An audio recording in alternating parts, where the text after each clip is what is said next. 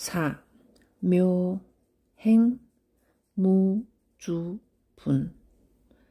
걸림 없이 베푸는 삶.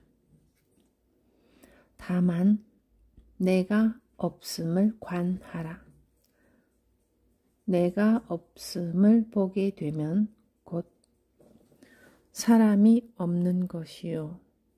사람과 나 둘을 함께 있으면 곧 자심이 정멸할 것이요. 자심이 정멸한 즉 일체 중생이 모두 정멸하리니 중생이 이제 고요하면 부처도 반드시 구할 것이 없도다. 제4. 묘행 무주 분. 부차 수보리 보살 어법 응무소주 행어보시 소위 부주 색보시 부조성향 미촉보시 수보리 보살 응여시보시 부주어상 하이고 약보살 부주상보시 기복덕 불가사량 수보리 여의운하 동방허공 가사량부 불야세존 수보리 남서북방사 유상하허공 가사량부 불야세존 수보리 보살 무주상보시 복덕 욕부여시 불가사량 수보리 보살 단응여 소교주. 또한 수보리여 보살은 법에 머문 바 없이 보시를 행할지니 이른바 색에 머물지 않고 보시하며 소리와 향기와 맛과 감촉과 법에 머물러 보시하지 않느니라. 수보리여 보살은 마땅히 이렇게 보시하되 상에 머물지 않는다. 왜냐하면 만일 보살이 상에 머물지 않고 보시하면 그 복덕이 헤아릴 수 없기 때문이다.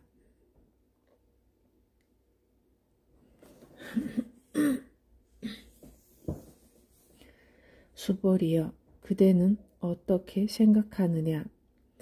동쪽 허공을 가히 생각하여 헤아릴 수 있겠느냐? 없습니다. 세존이시여.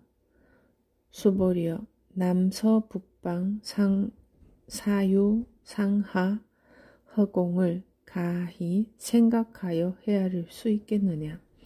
없습니다. 세존이시여.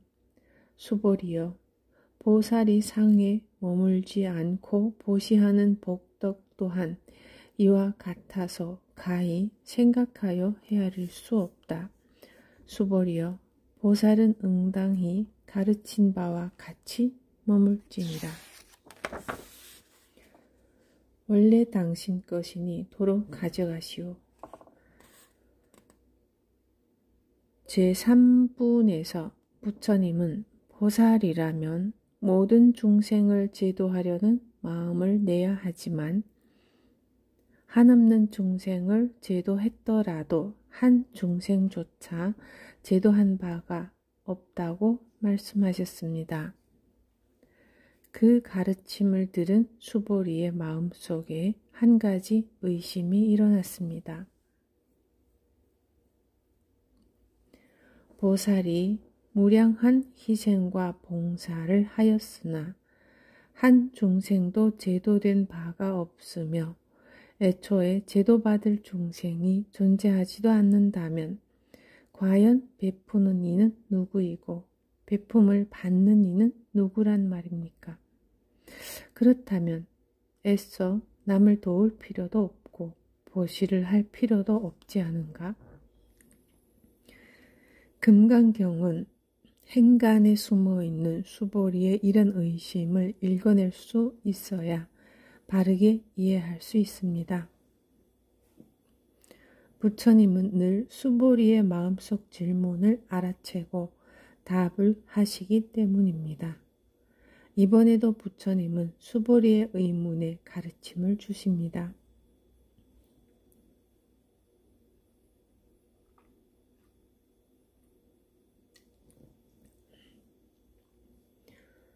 눈에 보이고 귀에 들리고 코로 냄새 맡아지고 혀에 맛이 느껴지고 손으로 만져지는 것들에 집착해서 보시하지 마라. 스승의 벼락 같은 깨우침의 수보리는 비로소 자신이 또 상에 집착했음을 깨닫습니다. 제4부는 이렇게 시작됩니다. 또한 수보리여, 보살은 법에 머문 바 없이 보시를 행할지니 이른바 색에 머물지 않고 보시하며 소리와 향기와 맛과 감촉과 법에 머물러 보시하지 않느니라. 수보리여, 보살은 마땅히 이렇게 보시하되 상에 머물지 않는다.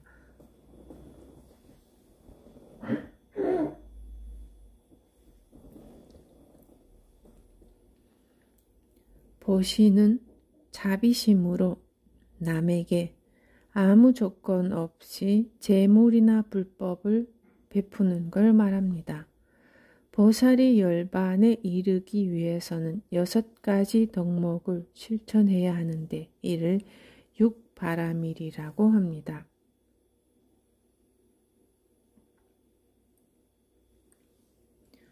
바라밀이란 태어나고 죽는 현실의 괴로움에서 번뇌와 고통이 없는 경지인 피안으로 건넌다는 뜻으로 열반에 이르고자 하는 보살 수행을 말합니다. 육바라밀은 보시바라밀, 인욕바라밀, 지게바라밀, 정진바라밀, 선정바라밀, 지혜바라밀을 이릅니다. 그런데 금강경의 이 구절은 자칫 잘못하면 마음에 머무르는 보시라면 행하지도 말라든지 상에 머물 바에야 아예 보시하지 말라는 식으로 오해하기 쉽습니다. 부처님이 강조하는 바는 보시를 행하되 집착 없이 머문 바 없이 하라는 것입니다.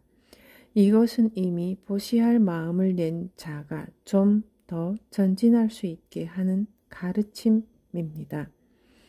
경계에 끌리지 않고 상을 버릴 때만이 아무 바라는 바 없는 보시, 그래서 온전히 기쁨과 행복만을 가져다 주는 보시를 할 수 있습니다. 부모가 자식을 사랑하는 모습을 보면 이런 이치가 잘 드러납니다.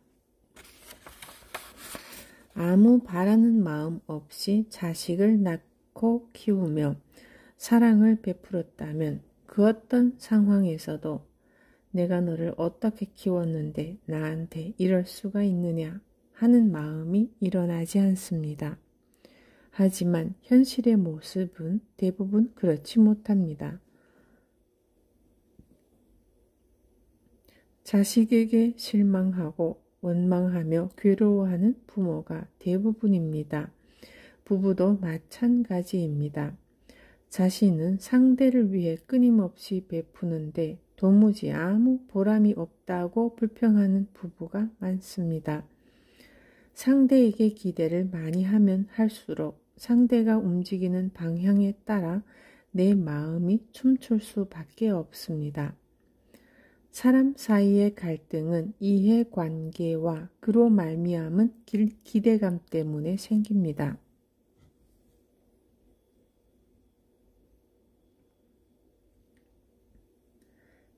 사람들은 늘 손익을 계산하며 삽니다. 이것은 비단 물질적인 것만을 얘기하는 게 아닙니다. 가까운 사람과의 갈등은 손익계산이 오히려 물질적인 데 있지 않은 경우가 더 많습니다. 어떤 형태로든 상대에게 큰 기대감을 걸어놓고 그것 때문에 울고 웃습니다. 상대에게 베푸는 것으로 내 할 일은 모두 끝났다는 마음, 베풀었다는 생각마저 없이 행하는 보시는 내가 행복해지는 길이며 번뇌를 소멸하는 길입니다. 그런데 사람들은 늘 자기는 실컷 고생만 했지 그에 비해 얻는 것은 변변찮다고 억울해합니다. 왜 그럴까요? 이는 수고한 만큼 아니 그 이상의 대가를 받고자 하는 기대감 때문입니다. 이런저런 기대를 가지고 베푸니 보기와도 만족스럽지 않고 자기가 기대했던 만큼 충족되지 않으니 공든탑이 무너지는 듯한 절망에 빠지는 것입니다. 흥부는 제비다리 하나 고쳐주고 큰 복을 받은 사람입니다. 얼핏 보면 노력은 적게 하고 큰 소득을 얻은 것처럼 보입니다. 그러나 이 이야기의 본질은 그게 아닙니다. 비록 작은 행위일지라도 바라는 마음 없이 베푸는 것이야말로 참으로 소중하다는 것을 일깨워주는 이야기입니다. 물론 현실에서는 보시의 결과가 현상적인 복으로 오지 않는 경우가 많습니다. 그러나 기대하는 마음이 없다면 대가가 어떻든 서운해하거나 억울해할 일이 없습니다. 속상할 일이 없으니 그것이야말로 가장 큰 복이 아니겠습니까? 기대하는 마음 없이 베풀면 금강석처럼 변하지 않는 큰 복이 옵니다. 이것이 상에 머무르지 않는 무주상보시의 원리입니다. 사람들은 빚을 갚을 때 돈을 빌려주었던 사람에게 그동안 고마웠다고 감사 인사를 합니다. 바로 이것입니다. 이렇게 빚을 갚는 사람과 같은 자세가 바로 무주상보시의 마음입니다. 마치 빚 갚는 마음으로 원래 당신 것이니 도로 가져가시오 하는 마음으로 베풀 때, 양보했다는 상을 버리고 양보할 때 비로소 상대도 행복하고 나도 행복해집니다. 상을 버린 보시는 베품을 받는 상대가 아니라 베품을 행하는 나에게 기쁨과 행복을 선물합니다. 내 기쁨을 위해 베풀고 있음을 자각하고 내 베품을 받아주는 사람에게 감사한 마음으로 보시해야 합니다. 흔들리지 않는 행복. 조계종 종정을 지낸 서암 큰 스님이 젊은 날 수행할 때의 이야기입니다. 어느 날 스님이 거지 움막에 들어가 바루를 내놓고 옥탁을 치니 움막에 있던 이들이 쭈뼛대며 난감해했습니다. 아무리 남에게 얻어먹고 사는 거지라도 수행승이 와서 탁발을 하니 무엇이든 내주고 싶기는 한데 막상 시주하기에 마땅한 음식이 없었기 때문입니다.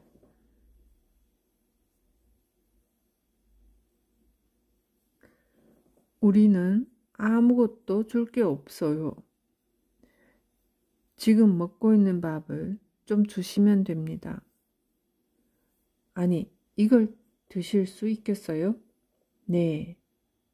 그럼 드리죠. 스님이 음식을 받아 먹으니 그 자리에 있던 사람들이 그렇게 좋아할 수가 없더랍니다. 그들은 동량 음식을 꺼리낌 없이 받아 먹는 스님이 고마워 밥을 내주면서도 조금도 아까운 줄을 몰랐습니다.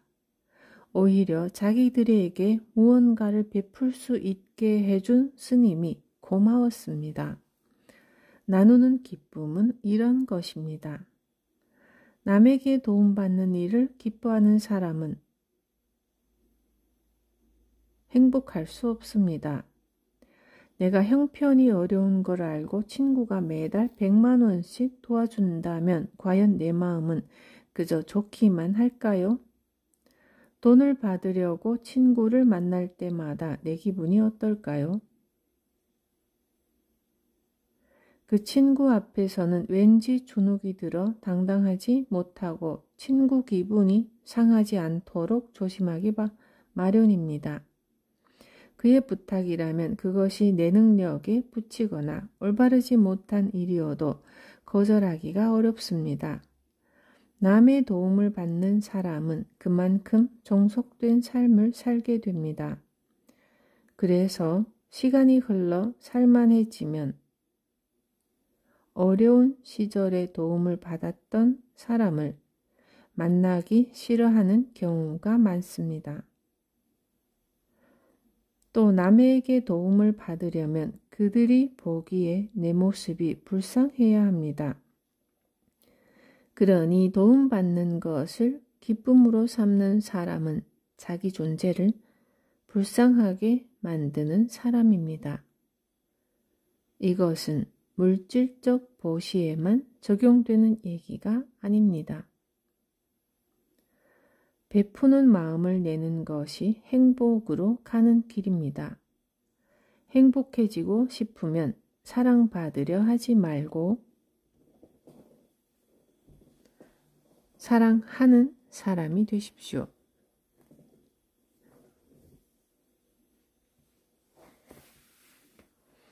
이해받으려 하지 말고 이해하는 사람이 되십시오. 도움 받으려 하지 말고 도움 주는 사람이 되십시오. 보살핌을 받으려 하지 말고 보살펴 주는 사람이 되십시오. 그것이 흔들리지 않는 행복으로 나아가는 길입니다.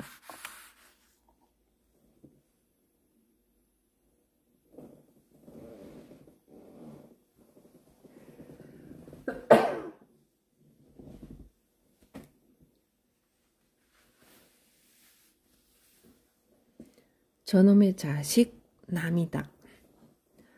왜냐하면 만일 보살이 상에 머물지 않고 보시하면 그 복덕이 헤아릴 수 없기 때문이다. 수보리여, 그대는 어떻게 생각하느냐?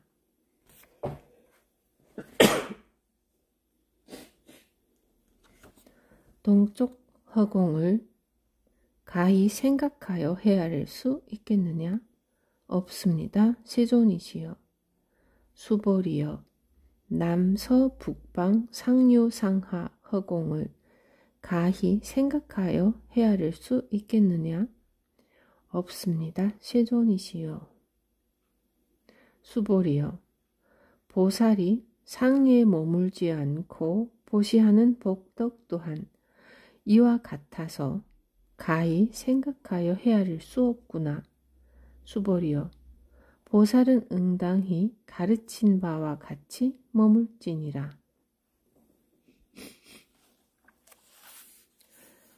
상에 집착한 보시로 구하는 복은 유루복에 불과합니다. 유루복은 저축한 돈과 같아서 다 쓰고 나면 사라지는 복입니다. 그러나 상에 집착하지 않고 베풀어 얻는 복은 영원히 사라지지 않는 무루복입니다. 부모가 되어 자식을 키울 때 키우는 재미를 마음껏 누렸다면, 즉 내가 아이를 위해 희생했다, 아이에게 사랑을 베풀었다는 생각을 하지 않는다면 이것이 상에 머물지 않는 보시이며 무루복을 얻는 길입니다. 그렇게 아무 바라는 바가 없으면 장성한 자식이 효도를 하지 않아도 조금도 서운하지 않을 것입니다. 자식을 키우는 동안 부모로서 이미 한없는 기쁨을 누렸기에 이제는 그 자식이 독립해 자기 식소를 잘 건사하는 것만으로도 부모는 충분히 행복합니다. 더구나 자식이 부모에게 효도를 한다면 진심으로 고마워하게 될 것입니다. 무주상 보시는 자신이 베풀었다는 상이 남지 않습니다. 만약 내가 베푼 보시에 대한 보답이 생기면 그것으로 다시 새로운 보살행을 하면 되고, 또 아무런 보답이 없어도 상처나 아쉬움 없이 그것으로 그만입니다. 오래전의 일입니다. 미국 뉴욕의 원각사란 절에 기도보살로 소문난 할머니 한 분이 계셨습니다. 할머니는 매일 아침 9시면 절에 나와 금강경을 10번 읽고 점심 공양이 끝나면 절을 천배했습니다. 집안도 넉넉했고 큰아들은 의사이고 작은 아들은 교수라서 미국에서도 중류층 이상에 속했습니다. 그런데 어느 날 점심 공양을 끝내고 할머니가 살아오신 사연을 듣게 되었습니다. 18살에 결혼해서 큰 아이를 낳고 작은 아이를 가졌을 즈음에 6.25 전쟁이 터졌습니다. 남편은 군에 입대했고 몇 달이 되지 않아 전사했다는 소식을 들었고요. 어떻게 살아야 할지 앞이 캄캄했죠. 전쟁통에 남편은 죽고 배부른 몸으로 어린아이를 들쳐업고 피난하는 심정을 누가 상상이나 할 수 있겠습니까?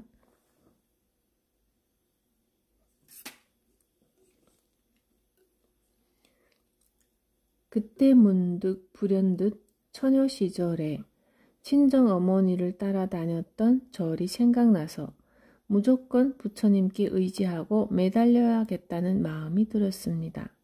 그리고 죽기 살기로 손에 잡히는 일감이면 무엇이든 놓치지 않고 해냈습니다.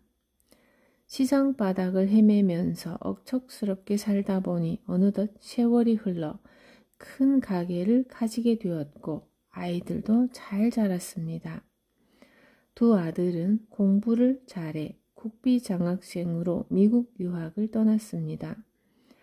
미국으로 건너간 두 아들은 거기서 결혼하고 기반을 잡게 되자 어머니를 모셔가려 했습니다. 할머니도 이젠 허리 펴고 살아보자는 마음이 들어 가게와 집을 정리하고 비행기를 탔습니다. 그런데 막상 미국 땅에 와보니 내가 사람이 아니라 나무 토막같이 여겨졌습니다. 말도 통하지 않고 길도 모르고 사람 사는 풍속까지 하나같이 눈에 거슬려서 답답하고 견디기가 어려웠죠. 마음 통하는 사람도 없고 자식들이 출근하고 나면 텅 빈 집안에 혼자 남아있으면 감옥이 따로 없었습니다. 그렇게 집에만 갇혀 지내다 보니 자연히 인생의 허망함을 곱씹게 되었고 미국에 가기만 하면 행복이 쏟아지리라 믿었는데 행복은커녕 괴로움만 늘어났습니다.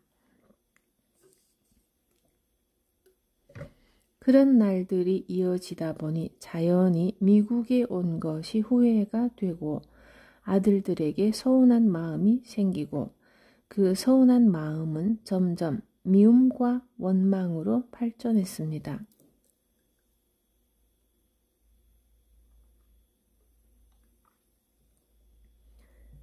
하지만 자식들은 어머니의 역정을 괜한 것이라고만 여겼습니다. 어머니의 평생 소원이 허리 펴고 쉬는 것이었고 이제 아무 걱정 없이 마음껏 쉴 수 있는데 왜 자꾸 이러시는 걸까? 이제 마음 편히 살 수 있는데 뭐가 불만이신 걸까 싶었습니다.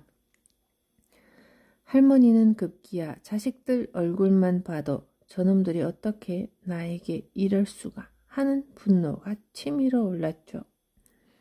아무리 마음을 달래려 연부를 해도 날이 갈수록 끓어오르는 화를 참을 수가 없었습니다.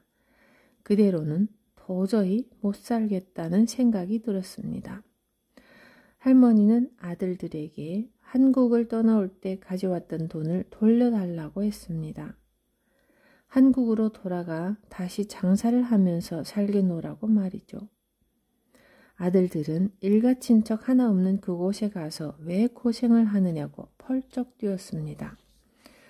할머니는 자식들이 돈을 주지 않자 내 집 팔아 마련한 내 돈을 자식들이 돌려주지 않으려 한다는 생각에 더욱 화가 났습니다. 자식들 입장에서는 연로한 어머니가 노망 드신 게 아닐까 근심하는 지경에 이르렀고, 할머니는 누구라도 좋으니 자기를 한국에 데려가 주기만을 바랐습니다. 그러면서 할머니는 이렇게 절에 나와 하루 종일 기도하는 것으로 지금껏 하루하루를 버텨왔다며 제 손을 붙들고 한국에 좀 데려다 달라며 우는 것이었습니다. 할머니의 이야기를 다 듣고 난 뒤 제가 말했습니다. 보살님, 자업자득이란 말 아시죠? 지금 보살님이 바로 그렇습니다.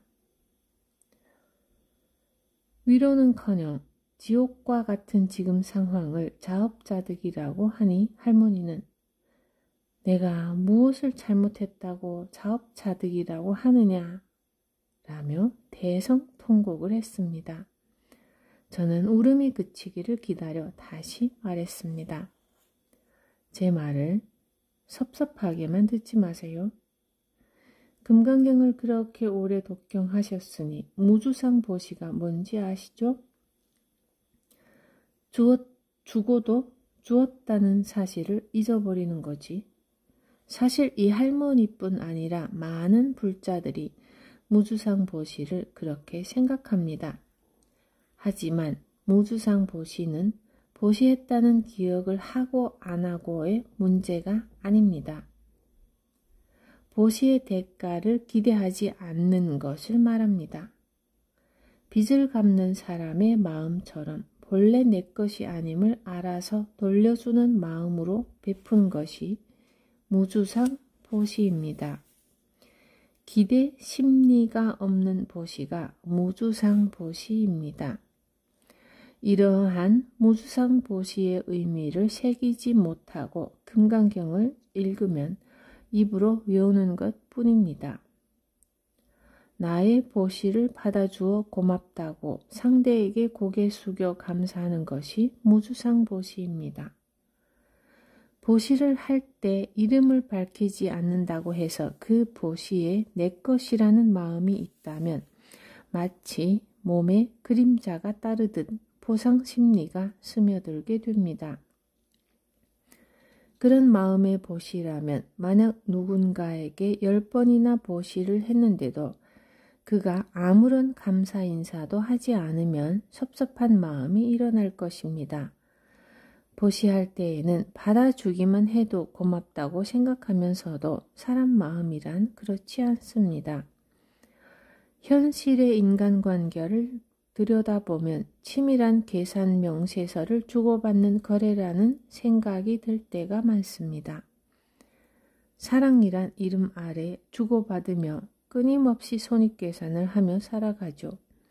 상대적으로 그러한 계산이 적은 것이 부모 자식 간의 관계지만 부모 자식 각도 본질에서 보면 부모 자식 간도 본질에서 보면 마찬가지입니다.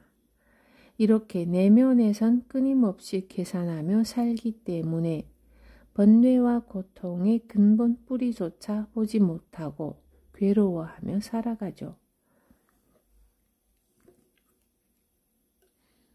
이렇다 보니 자식을 낳아 기르는 것 역시 일종의 투자로 변질해 버립니다.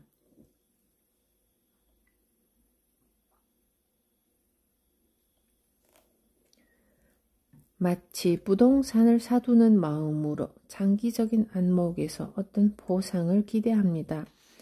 요즘에는 과거처럼 노후를 의탁하려는 기대 심리를 갖는 부모가 그다지 없지만 그래도 자식에 대한 기대는 여전합니다. 그렇기 때문에 조금만 내 기대에 못 미치면 내가 너를 키우느라 얼마나 고생했는데 라는 말이 불쑥불쑥 튀어나오는 것이죠. 보살님이 정말 무주상보시를 했다면 자식에게 아무런 서운함이 없어야 합니다. 아들에게 서운하다는 건 보상을 바라고 했다는 것이죠. 그렇다면 그것은 투자와 같습니다. 결국 보살님이 투자를 잘못한 셈이니까 지금 상황은 모두 보살님 책임이에요. 누구도 원망할 필요가 없습니다. 할머니는 대가를 바라고 자식을 키우지는 않았다고 항변했습니다. 물론 겉보기에는 그랬을 겁니다. 자식 키우는 즐거움에 묻혀 그런 마음의 뿌리가 드러나지 않았을 테니까요. 그러나 이런 상황이 되면 마음 깊은 곳에 감춰져 있던 집착의 뿌리가 드러납니다. 참으로 무주상보시를 했다면 어떠한 경우에도 미운 마음이 일어나지 않습니다. 그러자 할머니는 다시 말했습니다. 나는 기대하지 않고 키웠다 쳐도 자식은 자식으로서 자기가 할 도리가 있지 않소? 그런데 이놈들이 자기 도리를 하지 않는데 그건 괜찮소? 저는 이쯤에서 단호한 어조로 말했습니다. 보살님은 앞으로 절에 다니지 마십시오. 예전에 부처님을 부를 때에는 남이야 어떻게 되든 내 아들만 잘 되게 해달라고 빌더니 요새는 거꾸로 아들한테 벌을 내려달라고 기도하는 것 아닙니까? 왜 부처님 이름을 부르며 이랬다 저랬다 하세요? 오늘부터 보살님은 불자라고 하지도 말고 부처님도 부르지 마세요. 자식을 원망한다는 건 내 계산으로 자식을 보살펴 왔다는 겁니다. 영 자식이 미우면 차라리 저놈의 자식 남이다 라고 생각하세요. 왜냐하면 나랑 아무 상관도 없는 남은 우리가 원망하고 미워하지는 않잖아요. 보살의 사랑은 자신의 욕심을 기준으로 좌우되는 것이 아닙니다. 언제나 한결같고 상대가 내게 어떻게 하느냐가 아무 문제가 되지 않습니다. 그러니 베품에 있어 눈치를 볼 일도 없습니다. 사랑하는 것만으로 주는 것만으로 보살은 이미 충분한 기쁨을 누리고 행복합니다. 그런데 그처럼 사랑하기 어렵다면 차라리 자식을 남이라고 생각하라는 것이죠. 매일 관세음보살을 부르는 대신에 저놈의 자식 남이다를 화두 삼아 마음을 다짐해보는 쪽이 내 마음을 편히 다스리는 길이 될 수 있습니다. 그런데 그날 이후로 할머니가 절에 나타나지 않았습니다. 그렇게 한 달쯤 지난 어느 날 기도보살 할머니가 법당에 다시 나타났습니다. 아니 보살님, 왜 이리 오랜만에 오셨어요? 그동안 부처님 못 뵙고 어찌 사셨어요? 할머니 얼굴에는 미소가 가득 피어 있었습니다. 뭐 부처님이 법당에만 계시나? 한 달 못 본 사이에 돋튼 말씀을 하시네요. 그래요. 나 그새 도가 트였다오. 할머니는 이전과는 전혀 다른 모습이었습니다. 저와 얘기하고 돌아간 그날 저녁은 가슴이 터질 것만 같았다고 합니다. 분함과 억울함으로 미칠 것만 같았다고 합니다. 불자도 아니라는 소리까지 들었으니 야속함이 이루 말할 수가 없었겠죠. 길 가는 사람한테 물어봐라. 내가 뭘 잘못했나 하는 생각이 솟구쳐 올라 분을 사귈 수가 없었습니다. 그렇게 온갖 번뇌로 밤을 새니 다음날 아침에는 몸이 아파 절에 나올 수가 없었습니다. 그런데 하루를 빠지고 나니 웬일인지 정말로 절에 나가는 게 부끄럽게 느껴졌다고 합니다. 그나마 탈출구였던 절마저도 갈 수 없게 되자 하루하루가 지옥이었답니다. 날이 갈수록 분노는 더 커져만 갔고 이대로 살다가는 정말 죽을 것 같아서 할머니는 저도 모르게 저놈의 자식 남이다 하는 말을 연불처럼 중얼거리게 되었습니다. 속이 타서 죽을 것 같은 심정이 되자 지푸라기라도 잡듯 관세음보살 대신에 저놈의 자식 남이다를 연불로 삼게 되었습니다. 그런데 그날도 퇴근하고 집으로 들어서는 아들을 보는 순간 혈압이 치솟아 자기도 모르게 눈 꼭 감고 저놈의 자식 남이다를 되뇌었다고 합니다. 그리고 잠시 후 눈을 떴을 때 눈앞에 정말 생전 처음 보는 낯선 사람이 서 있더랍니다. 그 순간 눈물이 솟구쳤습니다. 그토록 집착하던 아들이 완전히 나무로 보이기 시작하자 원망과 미움이 씻은 듯이 사라졌습니다.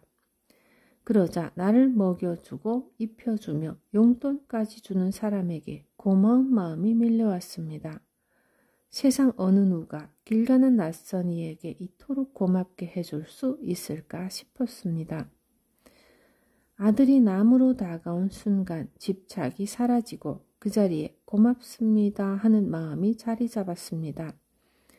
그때부터 할머니는 다른 사람이 되었습니다. 남의 집에서 신세 지는 사람처럼 설거지에 청소까지 도맡았으며 자식들이 얘기를 나눌 때에는 방해가 되지 않게 슬며시 자리를 피해주기도 했습니다. 한 달 만에 절에 나온 할머니는 그날부터 공양간 일을 도맡아 했습니다. 젊은 시절 소원이 자식들 다 크고 나면 절에서 공양주를 하는 것이었다고 하니 자식 덕분에 이제야 소원을 이룬 셈입니다. 마음의 벽을 무너뜨리고 나니 밉기만 하던 자식이 가장 고마운 존재가 되었고 잊고 있던 소원도 이루어졌습니다. 할머니는 이제 누가 봐도 진정한 보살, 참으로 걸림없는 이가 되었습니다. 깜깜하던 보살님의 업장이 녹아내린 것은 오직 이분의 간절한 연불 탓이었습니다. 견디기 어려운 극한 처지에서 새로운 삶의 문이 열린 것이죠. 이렇게 되면 누구에게라도 절로 고개가 숙여지고 모든 일이 고마울 따름입니다. 이러한 마음과 행동으로 상대에게 도움을 주면 누구나 그 사람을 좋아하게 됩니다. 보살님은 한국에 간 것도 아니고 자식의 태도가 갑자기 바뀐 것도 아니지만 당신의 깨달음으로 자신은 물론이고 주변 사람들까지 변화시켰습니다. 이것이 바로 있는 그대로의 무주상보시의 공덕입니다. 가히 상상할 수 없는 공덕을 성취하신 이분의 손을 잡고 저는 기쁨의 눈물을 함께 흘릴 수 있었습니다.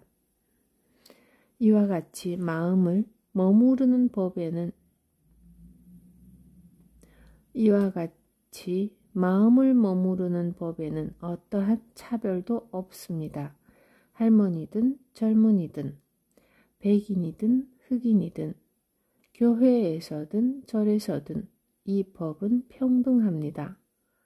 가난하면 몸으로 봉사할 수 있어 좋고 돈이 있으면 사주할 수 있어서 좋은 것처럼 베품에 있어서도 차별이란 있을 수 없습니다. 불법의 핵심은 바로 여기에 있습니다. 이것이 우리가 불법을 공부하는 목적입니다.